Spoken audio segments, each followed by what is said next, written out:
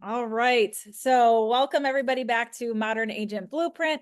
We are here today with a local, very well-known investor, Stuart Beal of Beal Properties, and he has done a ton of business in this area. I'm going to give you the whole bio and everything, but I'm super excited to have him on. I have messaged him questions about things with investing, and I see his name everywhere.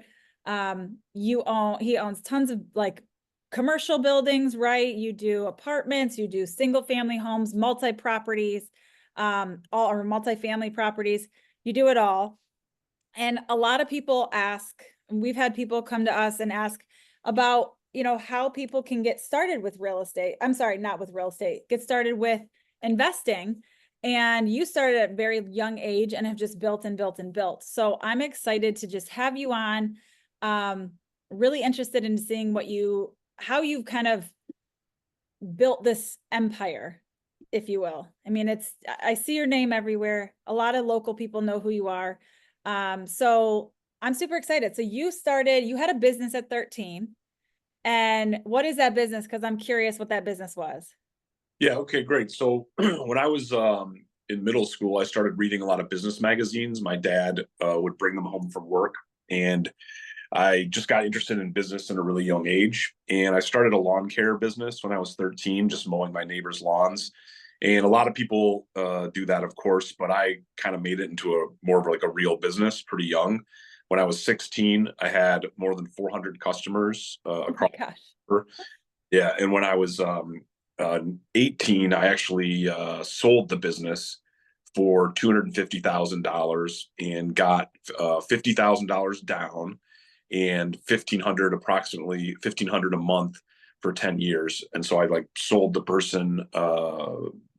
I financed the sale of the business basically. But Mhm. that $50,000 and purchased 15 North Hamilton in downtown Ypsilanti. It was a 5 unit rental property. I was going to go to Eastern Michigan University, which was directly across the street. So I lived in one of the units and rented out the other four. And that was my first foray into real estate investing.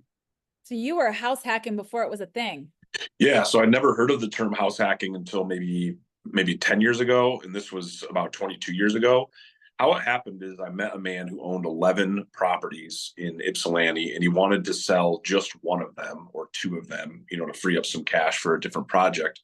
And so he asked me to take a look at all 11 and make him an offer on all 11. And then he could choose which one would work best for him. But I also needed a place to live, and the property 15 North Hamilton had the only vacant unit in that portfolio. So I ended up only making an offer on that property, but he accepted that offer, and we moved forward that way. And yeah, I got my feet wet really quick in property management because I had 4 tenants and I was living on site, and only one of the tenants was a good tenant, and three were trouble right away. I mean, this guy was selling the property for a reason, right? So, so that's how that got started. Was it like a 4 unit, Stuart? And you said you were living there? How did that Yeah, so it was a 5 unit apartment five house. unit? Yep, a 5 unit apartment house, and in Ypsilanti, there are probably 500 former mansions that have been converted into apartments. As those original mansion owners died off, their families were like, I don't want to take care of this big house. So those got sold to people that turned them into apartments. So basically, this house used to be not what you'd think of a mansion today, but like a historic mansion that got converted into 5 apartments. And I lived in one of them. And then I had 4 apartments with 4 tenants. And I was a little, on-site manager. So I'm sure they were knocking at your door and bothering you all the time, and every little issue they were coming to you. Yeah. Toilet's running. I clogged the toilet. Yeah. So my very first so I grew up in a upper middle class neighborhood in Ann Arbor, and my friends' parents and my parents, and kind of like the atmosphere I grew up in was that people were very responsible. They did what they said they were going to do. They had money to pay for the things that they wanted to do. They took care of their things, and so when I moved into this house, I quickly was like, had a jarring, eye-opening thing, like, whoa, like I was living in like a bubble, and now I'm in the real world out here. And the very first situation I had to deal with was with a tenant. She didn't pay her rent, and she said she didn't pay her rent because she's going on vacation. And she said she'd pay the rent when she got back from vacation, but she left her dog in the apartment for a week. She turned the tap on, so the water was constantly flowing, and she dumped a 50-pound bag of dog food on the floor. And so I had to like get in there, like take the dog to the Humane Society, like deal with deal with all those issues, like on the first 2 weeks I bought the house. And so I was like a real eye-opening experience. And I tell that story because, you know, you can read real estate books that tell you how to invest in real estate, but they don't really get into like how terrible it can be if you don't select your tenants really well. And when you're buying a building, you don't get to select the tenants. They're already there. So you need to keep that in mind when you're moving forward. And people say, I want to invest in real estate. My first question is, well, who's going to manage the real estate? And is that person prepared to do that?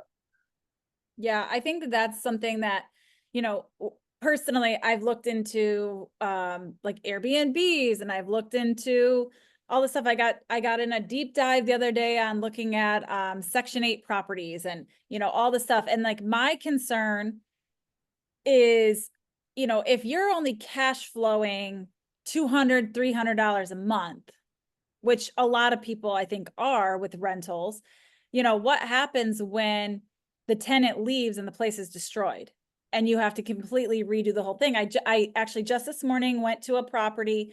It's a listing appointment. They have tenants in there. It's been tenant rented since like 2004 on and off in Ypsilanti. And they want to sell the property. He wants to be done with it, but it needs everything. Like you go in the house, I mean, all the carpets are destroyed, you know, showers, you know, there's water damage from showers. It's just all these different things. And it's like, you know, I left that appointment going, all right, well, this is why people don't really want to rent, because you have to really think about what you're going to have to replace later. And he does do his, you know, check-ins, and he does all the stuff to make sure that the house is okay, but it's still, people are living there, you know, white carpets throughout, original white carpets at that, you know, from the 90s. So the carpets are already rough, but it's like, you know, you have to have that cushion for these things. So, you know, when you started, tell us like how it progressed from that first situation of that first fourplex. Yeah. Okay, great. So I recommend not just buying one property. Obviously, you start with buying one property, but that shouldn't be your business model. You know, if you buy one property, when things go wrong on that one property, it's going to have an oversized negative effect on your life.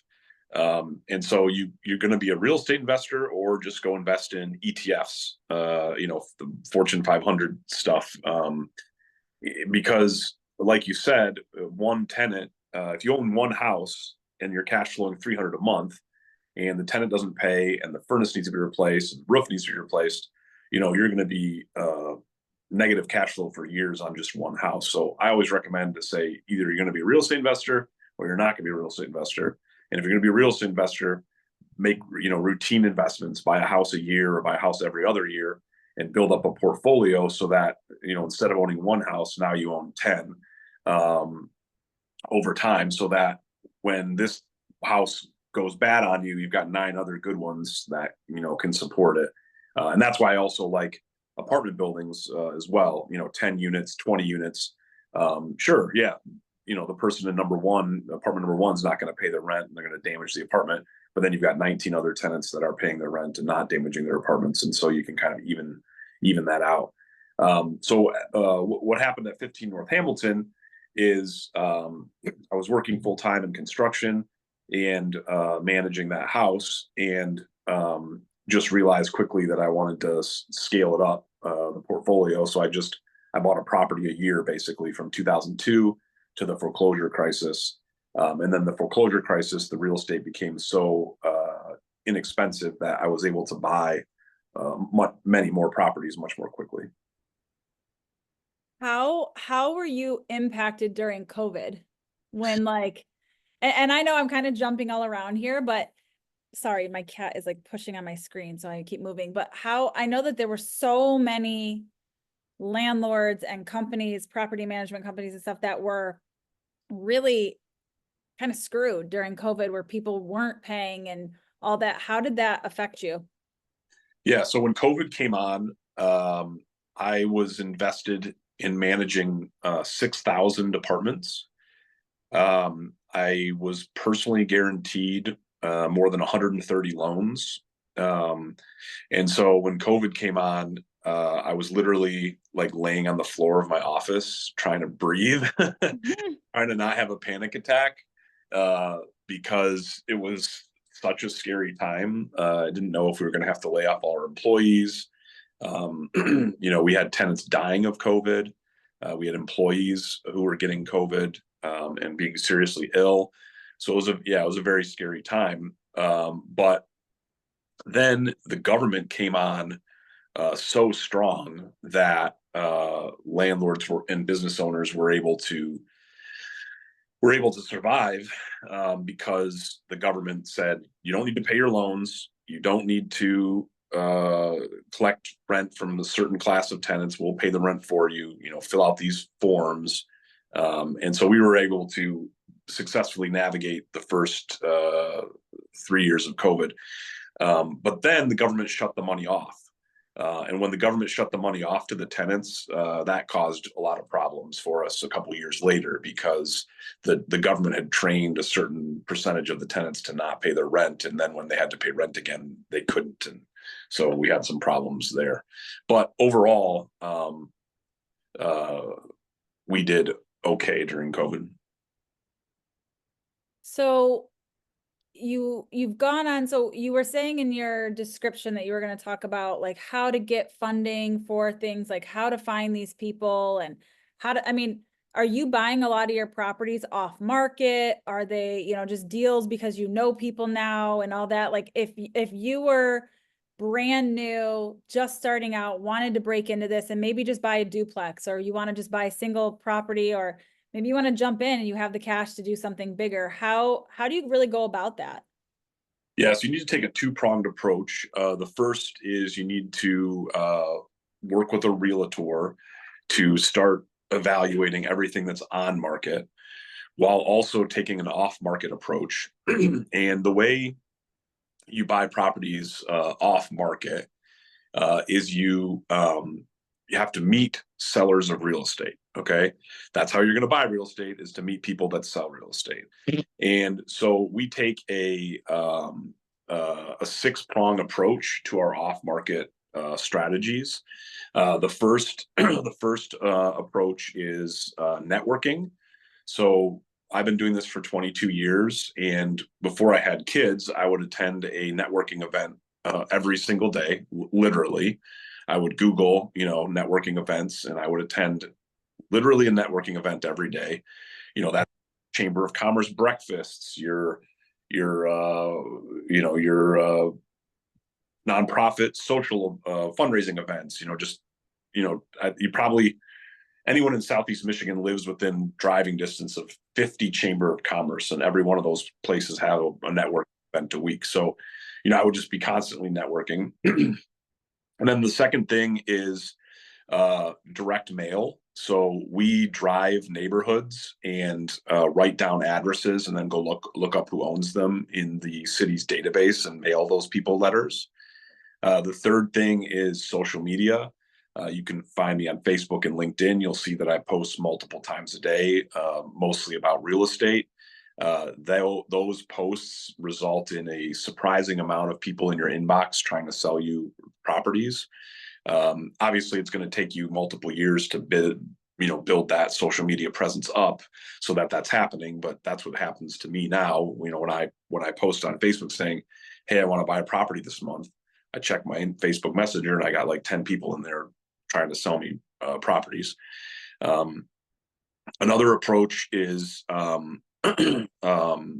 knocking on doors. If you want to buy a property in a certain neighborhood, let's say let's say you want to buy a personal residence in a neighborhood in Ann Arbor where there's 60 homes. And that's like in the next year, I want to buy a house in this neighborhood.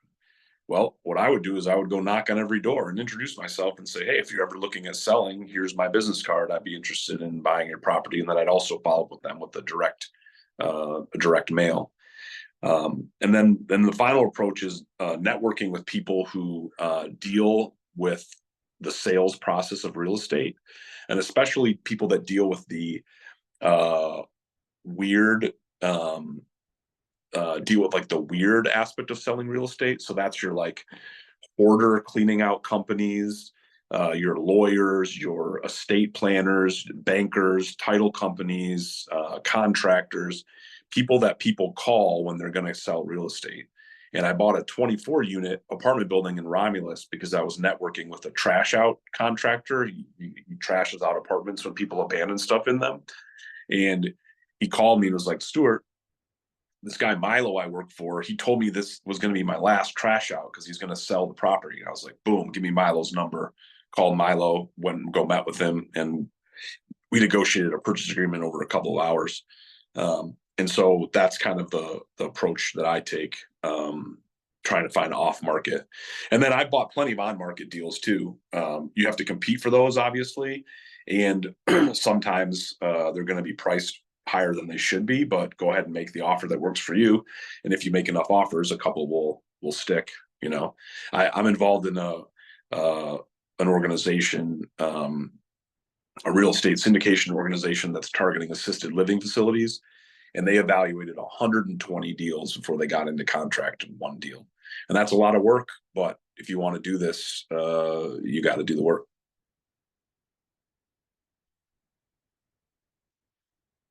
You're muted, Nicole. Sorry, I realized that my cat was on the table and rolled off and fell on the ground, which is why I muted really quick. But anyways, yeah, I feel like there's definitely some opportunities. And I mean, I've always heard, you know, research for like absentee owners and find those absentee owners and contact them to see if they're interested in selling, or find those, you know, houses that have been let go and clearly not being cared for, and try to reach out to those people and, you know, potentially get a deal that way. I have a question, Yeah. Stuart. If you're going through neighborhoods, I assume you're looking for, obviously, like Nicole said, distressed properties, maybe the landscape's overgrown, the houses, you know, in disrepair. You know, how do you go about then finding the owner if you did want to find out if they were interested in selling? Yeah, so our direct mail approach is you can you send a mailer and hope they get it. Yeah, you can okay. Look there at, you can write down the address, 111 Main Street, and then go to the city website, cityofypsilanti.com or cityofannarbor.com, and then click on the BSNA search. Yeah, we can do that through public record too, but I just didn't know what success you have from the mail. Yeah. Well, is it a postcard, or is it a handwritten letter? Is it very personalized? What does it look like to get their attention? Exactly. Yeah. So you want to make it as personal as possible. So there's a trucking facility between my office and an apartment complex I own in Ypsilanti. And I've been driving by this trucking facility for 10 years. It's super busy all the time, trucks in, trucks out. And then like all of a sudden I noticed it was a ghost town over there. So I was like, maybe they're going to sell that property. So I put a letter in the mail to them and said, hey, I've been driving by your truck facility for 10 years. I buy real estate in the area. I noticed there's a ghost town. Like, are you going to sell the property? He actually called me 2 days after I put the letter in the mail. And we had a meeting that week. Handwritten, Stuart, handwritten? Yeah. Not handwritten, but typed up on my super custom. Like I described the building, like I'm not just some person. But yeah, so you can do that for everything. So if you drive by a property and you see weeds growing out of the gutters, and you see landscaping totally out of shape, I would tell the person that. A lot of these real estate owners don't even realize what their real estate looks like. They're absentee landlords. They don't know that, their cousin's living there and they've never been there for years. And you just say, hey, like, I was driving by your property. I see there's weeds in the gutters and bushes in the landscape, is there anything I can help you with? Like, I could hire a landscape contractor for you to help you, or I could buy the property from you. Like, how can I help you, type of thing. Do you do fix and flip or just strictly rental is your model? Yeah, so I've never fixed and flipped. Okay. I mean, I've done that with larger apartment complexes where I had investors, and then once things were going super well, the investors wanted to sell, so we sold. But I've never bought like a single family home and fixed it and flipped it because I don't want to pay any taxes, and I also just want to hold real estate long term. So how are you finding, Julie, did you have more questions? Just one more. I just wanted to ask if like it's more lucrative for you to look for multi-units like apartments versus like one single family residence, as far as like the property management. Is it easier if you could find like, a 10 unit or whatever? Like, is that easier than like managing single family residences one by one? Yeah, so there's a lot to unpack there. Yeah, I know it's a loaded question, but A just lot, curious. a lot to unpack for a couple different reasons. So if people ask me all the time, young people, I want to make my first real estate investment. And what I tell them to do is not do what I did. I tell them to buy a 3-bedroom, 1-story ranch that has a finished basement or partially finished basement where you can install an egress window and make it a 4-bedroom. You're going to immediately, boom, create $30,000, $40,000, $50,000 in value by making a 3-bedroom house into a 4-bedroom house, especially if you can put a half bath down there or a full bath down there. You're going to buy the house for, I don't know, 200, and then you're going to put 25,000 into that project, bathroom, egress window stuff, but all of a sudden your house can appraise for 300,000 because it's a 4-bedroom. Then what I would do is I would rent that house out and then go buy another one now that you've created that value.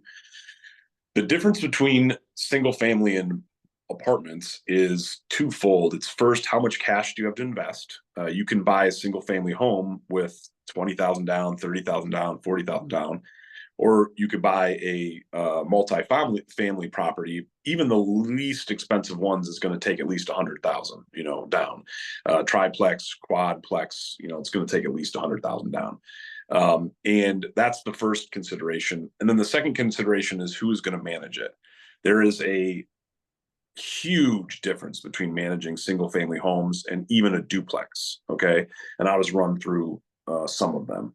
A single family home, you're going to want to rent this home to someone who has a 700 credit score, has dual income, meaning both adults in the home work, good rental history or good mortgage paying history, no evictions, no bankruptcies. And you're going to want to make this house nice so that you can attract that type of person. Once you have that type of person in the home, they're going to treat this home like it's their home, like they own the home. They're going to take care of the landscaping, do a lot of the maintenance without even bothering you. They're going to really treat this as their home and take pride. That's who you want to attract in a single family home, and that's who you want to target for your single family home.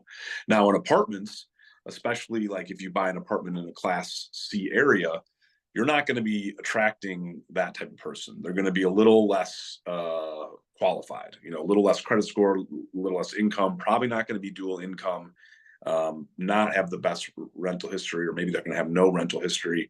But then you're also getting into tenant problems. So even in a duplex, a triplex, now you're dealing with neighbors fighting. You're dealing with bed bugs, you're dealing with cockroaches, you're dealing with vandalism, you're dealing with people not paying their rent, you're dealing with the person not using their shower curtains, what floods out the neighbor below. I mean, you're just dealing with 100 different problems that you're never going to have to deal with, or very rarely going to have to deal with in a single family home. So the question about should I buy a single family home and should I buy in a small apartment building comes down to who's going to manage it.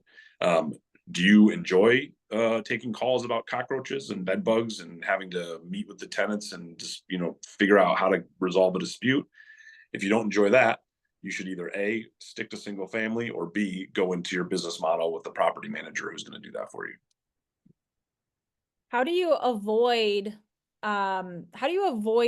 issues? I mean, I know you can't avoid everything, but it sounds like, I mean, you guys pretty much have your criteria down that like, you know, like when I was looking at, you know, potentially like buying something for like a Section 8 house or whatever, because it's government money, they're going to pay on time, they're going to do all this.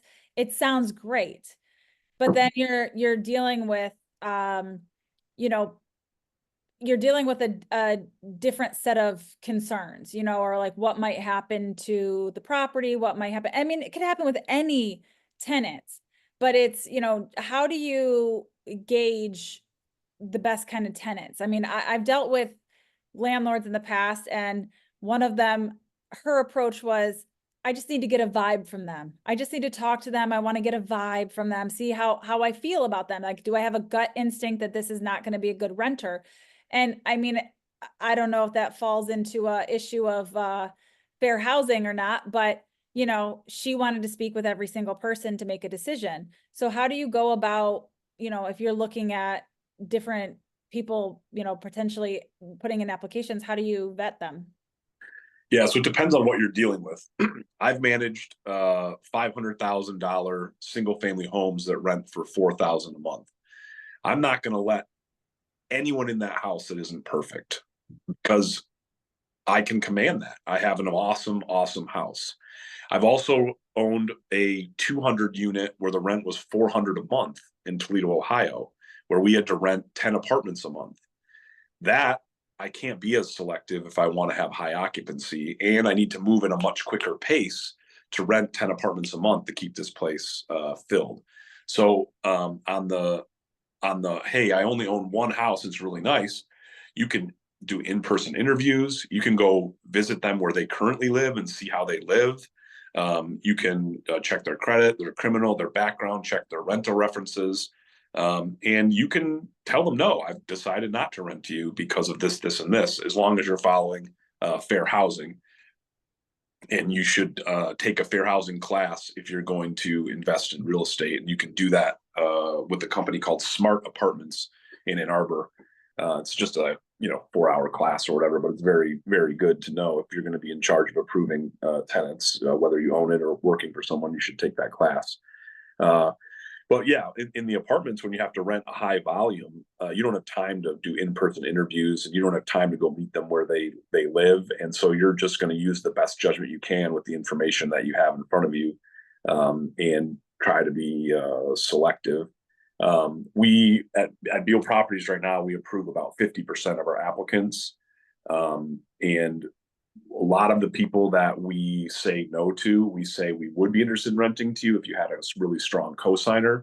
But a lot of those folks don't have, can't find a cosigner and don't have a cosigner, and they move on. But yeah, you have to be really selective. I mean, you have to treat your real estate like it's precious, and you can't just let anyone in there, for sure. Yeah. Have you had issues with people scamming on your properties? Yeah, I've been doing this for 22 years, and I've probably rented over to over 100,000 people. So I've experienced every scam there is in the book. But during COVID, it got particularly bad because we didn't want to have our leasing agents meeting tenants in apartments as much as we used to. Like, let's keep social distancing and stuff. So we would install lock boxes on the homes and let the people show themselves the home. And then scammers would move people into our homes by posing to be someone who wants to see the home. They would take the key out of the lockbox, and then they would sell it to somebody else for $500. And so you'd go over there and you'd have someone living in your house that that we never rented to, and so you'd have to get them removed from the house. And but yeah, that's just one common scam. And then the other thing on Facebook right now is I control several Facebook groups. Like, I've got one called Ypsilanti Apartments to Rent, I've got one Grand Rapids Apartments to Rent, I've got one Metro Detroit Apartments to Rent. And every day 10-20 scammers try to join the group to advertise fake listings to entice people to send them money online for don't exist, or properties that they don't manage. Yeah. And they prey on the desperate. So they'll take your pictures of a $2,000 house and they'll advertise it for 1,000, and then a bunch of people will be interested in this super cheap house, and then they'll take those people's money. That's another scam that's going on right now a lot. I just got a call yesterday from somebody who said, she was like, hey, you know, I've been talking with somebody online who said that your listing was for rent. And I said, no, it's definitely not for rent, just for sale. And you know, we talked for quite some time, and she said, it's the lady who was messaging her. It's a picture of like this old grandma lady who's messaging her on Facebook. And then they, you know, after they talk for a while, they say, well, I'm going to send you over to our real estate agent who's handling everything. She screenshots me all this stuff, and it's literally the guy's name on Facebook is real estate agent. Like, I'm like, at what point did you not think that this was a scam? You know, like they were and then she said, when they told the lady to send the deposit, either PayPal, Cash App, or a Apple gift card, that's when she was like, okay. I'm like, well, that was the part that clued you in here, that this was a problem. But you know, there are so many scams with a lot of these places now. I mean, I've dealt with it being at an inspection and had people showing up who thankfully had not put a deposit down, but showed up to this house for sale, you know, saying that they were talking to somebody about renting it. And so I can only imagine if you have 6,000 apartments and, you know, 600 homes or whatever, you know, or whatever your number is, how much you're dealing with stuff like that. Yeah, we managed the Liberty Lofts in downtown Ann Arbor, and my maintenance guy called me and said, Stuart, I don't know what to handle this, but someone just showed up in a U-Haul truck. They drove from Texas, and they say they're moving in here today, and they paid someone $5,000 to do so. And I'm just like, no, we don't have any rentals in the building. You know, it's a total scam. You have to send that person back to Texas with all their stuff. Oh my God. Yeah. Yeah. So it's dangerous. And I post on Facebook a lot, and I post in my Facebook groups a lot saying these are the scams that you should look out for. You know, make sure you're dealing with a legitimate person that's real. Make sure you apply through a legitimate property management website. Yeah. Gonna rent from a private person, you need to meet them at the house. Don't let them say, oh shoot, I can't be there, but I left the keys under the rug, you know, type of stuff. Go ahead and show yourself the house. Like, don't make sure that doesn't happen. So I've got some guidelines there. Yeah, I mean, it's definitely tough, but I don't know how, you know, people keep falling for this. It's so sad. You know, people are losing money left and right for stuff like this. Yes, it's people that have had a hard time renting, and then wow, this person's really interested in renting to me, and they fall down the rabbit hole. Yeah. Yeah. What other questions do you guys have for, well, wait, I wanted to ask you about the financing part of this. Yeah. So if I'm a first time investor, maybe I have a little bit of cash, but I don't have enough to, like, you know, maybe I want to get into a fourplex or, you know, whatever. How do you go about finding those people to help you, especially as somebody who's brand new, never done this before? You don't have the street cred, you don't have any of that. How are you finding people to help? Yeah. So the way you go about it is there's 3 ways to do real estate acquisitions. The first is you use all of your own capital and you get a loan to match it. The second is you raise money from family and friends and go into the deal together. You basically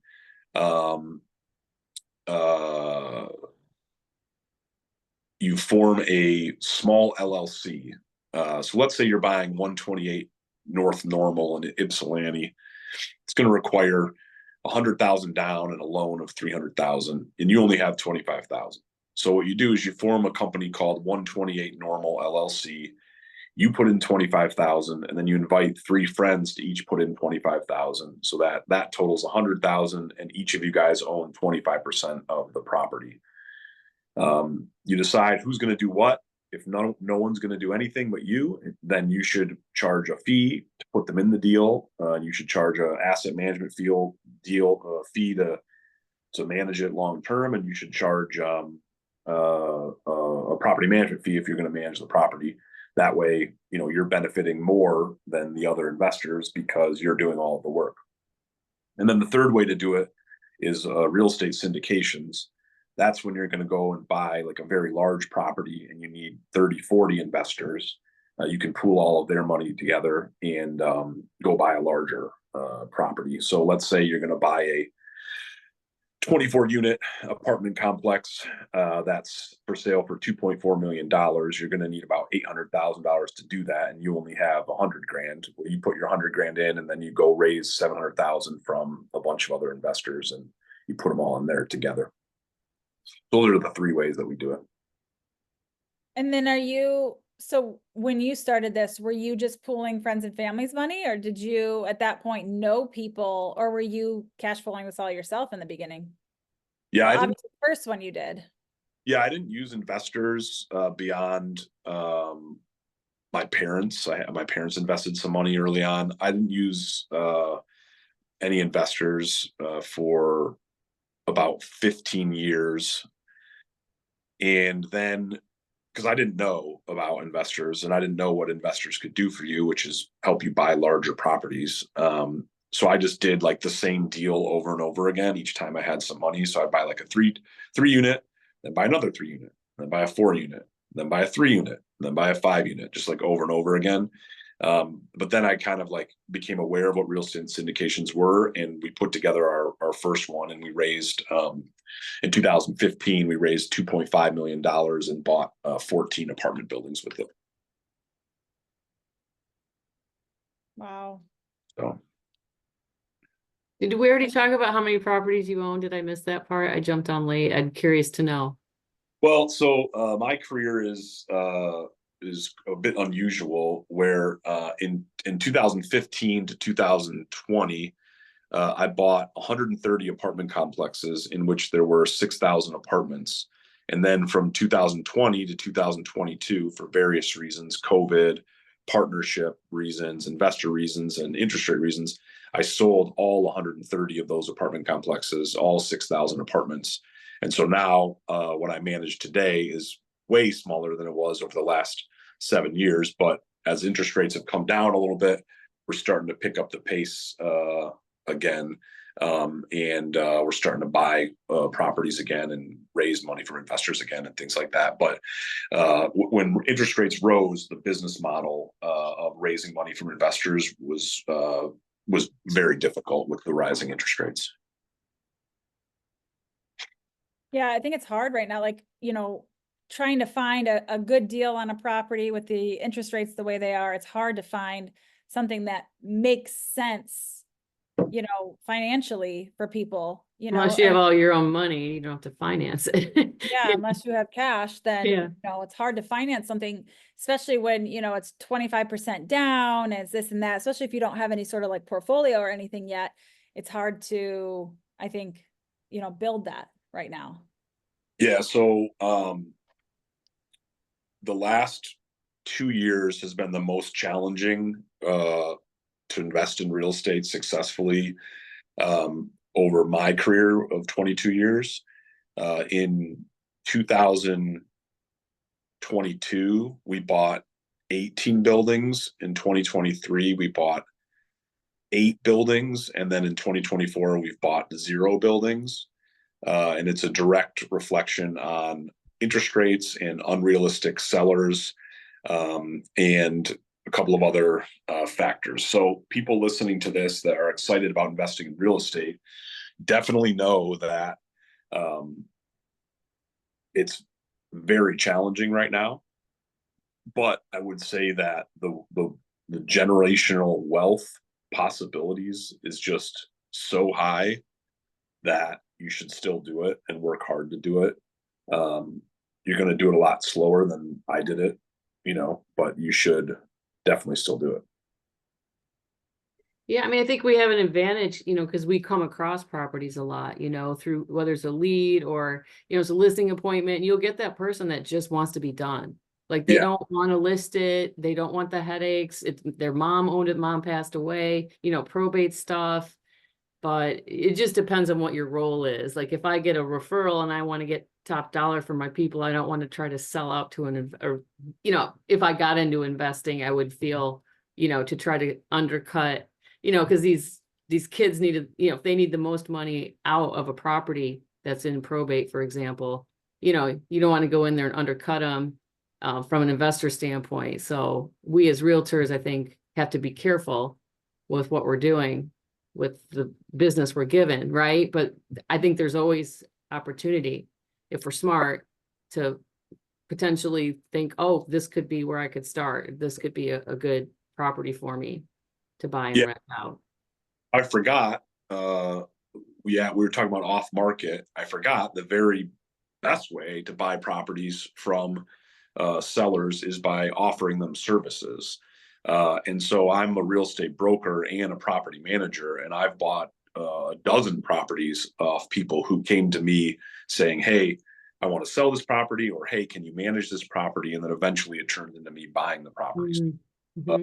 Us on this call already have a leg up over 90% of the people trying to invest in real estate. We're realtors. We're talking to people about selling their real estate all the time. So yeah, definitely feel free to pick one of those off, you know, and say, oh, you want to sell this? Like, instead of listing it and going through all that, can I just buy it? You know, and as long as you come to a fair agreement, that's certainly Right. Um, But do you have a lot of good contractors in your back pocket? Because typically, you know, if you were going to turn around and buy it yourself and lease it out, generally there's work to be done. Like there's probably a lot of work to be done if you're buying it probably distressed. So do you do that any work yourself? Do you have contractors that are like your go-to people, like on your payroll, or how does that work to get these properties ready to rent if they're distressed? Yeah. So when I look at a property, I see it has work and I already know who's going to do the work. I've done it before. Now we'll get into some weird stuff that we've never done before where we have to hire a specialized contractor. But yeah, like I already know who's going to do my painting, my flooring, my furnaces, my roof. Yeah. Yeah, so that's good to have that whole list and people that are loyal to you and will jump in and you know they're going to do a good job. You know, I think that's so important because you're not just going to pick up a perfect property. If it is, it's going to be expensive, you Yeah. know. Yeah, that's exactly right. And the contractor risk is a very high risk when you're doing real estate. You have to be really careful and you have to find people that you can trust, and you're definitely going to screw it up a couple of times too. So you need to have, you need to be prepared for that. So There's such a big learning curve on the front end of this for sure, I think, unless yeah, you're, you know, you might pick some bumps and bruises the first one, right? yeah. I talk to people all the time that have analysis or paralysis analysis, where they're just like wanting to be a real estate investor and reading about it and analyzing deals, but they don't ever buy a property. Yeah. Because of the things that could go wrong.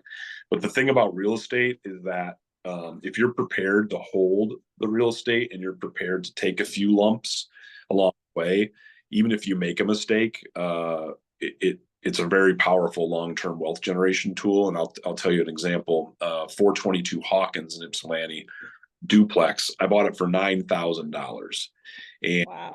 this was in the height of the foreclosure crisis. The property, obviously, for $9,000 was horrible, but I thought, we can get in there and get this project done. Well, I removed the carpet, and when I removed the carpet, I saw that the OSB, the plywood, needed to be replaced. So I removed the plywood, and when I removed the plywood, I realized that the joists need to be replaced. So I removed the joists, and then when I went to go install the new joist, the foundation crumbled on me. So now I'm backing up the whole house, replacing the whole foundation. And when we removed the existing foundation, we realized that the house was built with no footings. So now we've got to install footings. So we went from a $9,000 house to a $70,000 house, without even blinking an eye. And so, obviously that was a big mistake, a big learning curve, but the house today is worth 200 grand and it's been cash flowing for 15 years now.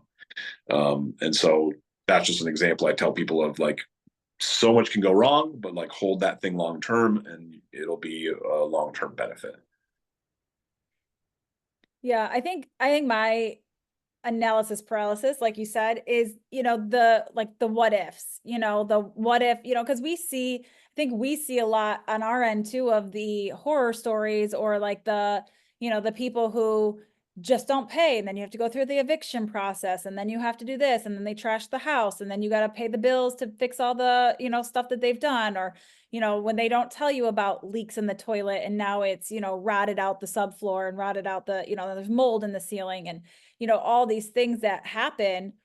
I think that's where it's like, yikes, like this could be a big cost down the road. So, you have a lot of properties that cash flow. I assume have a huge reserve for things like this. How would you, like, so if I'm cash flowing $200 to $300 a month, let's say I'm doing my own property management, how am I supposed to really hold enough money or have a reserve? Like, what does your budget kind of look like on how you hold money for repairs like that? So in a year or two, when they move out, you can go in and do those repairs without having to put too much of your own cash in. Yeah, I mean, I would say as a real estate investor, you need to have $10,000 to $25,000 on hand if you're playing the small game with like little apartment buildings and single family homes. Obviously, in my situation, I've got much in excess of that. But I talk to real estate investors all the time that buy a house. I'm their property manager. Something goes wrong, and they say they don't have the money. And I say, "What? You're investing in real estate and you don't have $4,100 for a new furnace?"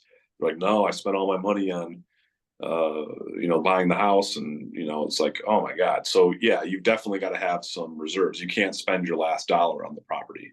And I would do it as like a percentage of reserve. So if you buy let's do a 10% reserve. So if you buy a $200,000 house, have 20 grand in the bank, reserved, and you can do a 5% reserve, so have 10 grand in the bank.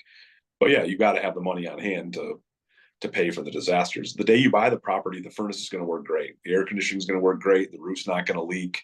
Everything's going to be great the day you buy the property. But remember, the seller is selling this property for a reason. They're not selling you a great property. Now you can make it great, but it's not great the day you buy it most of the time. And so you have to reserve for things that you think are good, but that are not going to be good 1 week from the day after you buy it. Yeah. I mean, how many times have we bought houses and you get in and it's, this is wrong, that's wrong. I mean, I tell people all the time, the inspector's not going to catch everything. I'm not going to be able to catch everything. You're going to get in the house and you're going to figure out, when people say the joy of home ownership, you're going to see what that means. There's going to be stuff that you find down the road that, weren't anticipated, or things are going to happen that you weren't anticipating.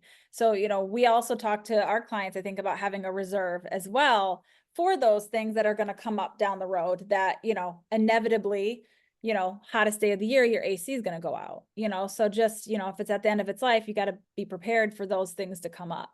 Yep, that's exactly.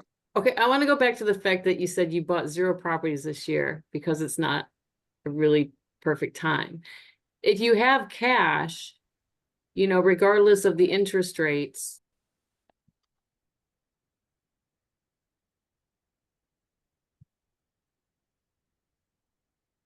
sorry, other than the interest rates being higher, if you did have cash to buy, why is it then a bad time? If you happen to be a cash buyer, is it a bad time? It's just a harder time. I'm not saying it's a bad time. There's no bad time in investing in real estate. You should, the best time to invest in real estate is today. The second best is tomorrow, and the third day is the day after that. So you should definitely get invested in real estate. It's just a more difficult time. In 2014, 2015, 2016, the foreclosure crisis was over, but prices hadn't fully recovered. Mm-hmm. And I would just make offers to people and they would just accept them like the same day, and I'm not out there making high offers. I'm making low offers and they would just accept them. That's not happening in 2021. Yeah. Prices are high and lack of inventory, right? There's just right. Exactly. out there to go make offers on. Exactly, right. And they're So, greedy and yeah, Well, unrealistic. I think people are still skewed from Yeah. COVID numbers. So like when I talk to people, I've talked to so many people listing properties recently, and I'm talking about the, we're coming down from some of the COVID pricing. We're coming down from that. The market is still busy. It's still a lot going on, but we're coming down from that like super high prices, 30, 50 grand over asking. And not always, there's still properties that do that, but we're coming back from a lot of that. So pricing homes is hard. And I think, I was just the client I was on the phone with in the beginning here before we got started, we were talking about how, the cost of a home right now is still really high, and the interest rate's really high, and the monthly payment's really high. And how do we, how does that change? How does that get fixed? We talked about like the cost of materials to build houses, when that starts to come down, that's when things are going to get better, but that's probably not going to happen. So, I think that there's a lot of what ifs, and I think there's a lot of, people who are still hoping to get the max amount for their house. I think there's still sellers who think their house is worth what it was 3 years ago when COVID was in full force and people were selling for astronomical prices, So there's yeah, a lot to it. yeah, for sure. And so there's a medical office building that I've had my eye on for a number of years. It went for sale for 1.3 million. I offered 900,000. They countered at 1.2. I countered at 1.1, and we were stuck for about 60 days. They were at 1.2 and I was at 1.1. And for 60 days, I made offers on other properties and wasn't anywhere close. So then I circled back on that one and I said, okay, am I going to buy a property before the end of the year or am I not? And so I told the listing agent, I said, get them down just a little tiny bit so I can feel good about this. I want to buy this property. And so he got them down to 1,155,000. And when they did that, I accepted the offer. I'd rather have paid 900. I'd have rather paid 1.1, but 1,155,000, over the next 20 years, I'm going to own this property is not the end of the world. And I wanted to buy the property. So that's how we got that deal done. It was a very stubborn seller who was obsessed with getting 1.2, but then ultimately, the difference for them, $35,000, 1,155 and 1.2 is no big deal to them. And for me, the 55,000 additional that I paid over my 1.1, again, I'm going to hold this thing for 20 years. And so I just, came to the conclusion, and the math still worked. So that's how. And then do you turn around and rent that back out to like medical facility, like to medical people, like companies and stuff like that? Yeah, it's 5 suites. 3 are occupied. 2 are vacant. So the building is 60% occupied. So I should be able to still get financing. And then I have a good strong track record of renting this type of space in this area of Ypsilanti. So that's the business model. Get in there and get that space leased. So I'm just curious, I know you do a lot in Ypsilanti. What do you have like a percentage of what you actually own in that area? Like I own 70% of Ypsilanti. No, oh, it's actually the nice thing about real estate is it's like almost unlimited in the amount of properties that there is. So like Toledo, Ohio.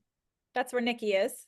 Okay, it's a city of 400,000 people, and there are probably like, well, okay, so in Toledo, Ohio, I went in and I bought 40 apartment complexes in which there were about 2,000 apartments, and that seems like huge, 2,000 apartments, right?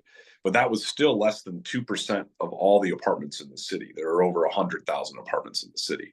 There's over 1,000 apartment complexes like the ones that I bought. So I only bought like less than 2% of the city. So it's just unlimited, the amount of apartments. Ypsilanti super small, 4 square miles. So I definitely have like a little bit of an outsized percentage there. But then if you look at Ypsilanti Township, Ypsilanti City is 8,000 apartments. Ypsilanti Township is 80,000 apartments. So you just quickly blow it out of the water, and it's just it's unlimited. Yeah. So I mean, in Toledo, I bought 18 apartment buildings on the same street. One after another over a period of 10 years, and there were still 27 apartment buildings on that street that I didn't buy. So Wow. yeah. What street is it? Nikki probably knows it. It's called Brook Park Street. It's at the border of Toledo and Monroe County. And then also I did the same thing on Corey Hill Street and Bancroft Street in up against Ottawa Park near the University of Toledo. So I did that twice, actually. Wow. Well, I'm so glad that you're on.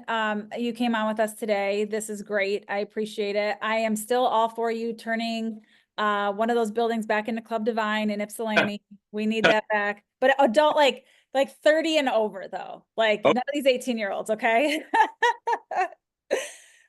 It was so funny. I posted on Facebook, like, can I just have Club Divine back? And he's like, maybe I know somebody who owns the building. And I'm like, please bring it back.